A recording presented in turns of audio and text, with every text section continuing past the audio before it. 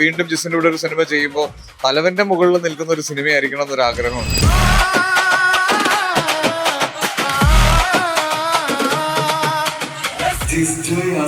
കോമ്പിനേഷനിൽ നടക്കുന്ന എന്തോ മാജിക്കിനെ പറ്റിയിട്ട് പറയുന്നതാണ്.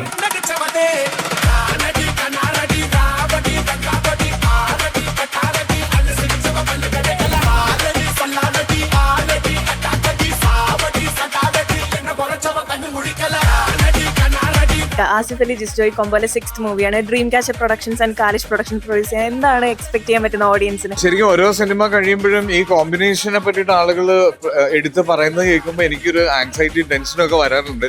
ഇപ്പൊ ഇന്നത്തെ ഇവന്റിൽ തന്നെ ഏറ്റവും കൂടുതൽ എനിക്ക് തോന്നുന്നു റെപ്പിറ്റേറ്റീവ് ആയിട്ട് പറഞ്ഞത് ഈ കോമ്പിനേഷനെ പറ്റിയിട്ടാണ്. അപ്പൊ അത് ആദ്യം മുതലേ ജിസിനും ഭയങ്കര പെർട്ടിക്കുലർ ആണ്. ഓരോ സിനിമ വരുംതോറും അടുത്ത സിനിമ അതിന്റെ മുകളിൽ കൊണ്ടുവരണം. അപ്പൊ തലവൻ വരെ എത്തിയപ്പോ എനിക്ക് തോന്നുന്നു എന്റെ ഈ റീസെന്റ് ടൈംസിൽ എനിക്കൊരു കുറെ ബാക്ക് ടു ബാക്ക് നല്ല സിനിമകൾ വന്നതിൽ ഏറ്റവും ആദ്യം അതിനൊരു കിക്ക് സ്റ്റാർട്ട് തന്നത് ശരിക്കും തലവനായിരുന്നു. തലവൻ ത്രില്ലറാണ്, ഇത് മറ്റൊരു ത്രില്ലറാണ്.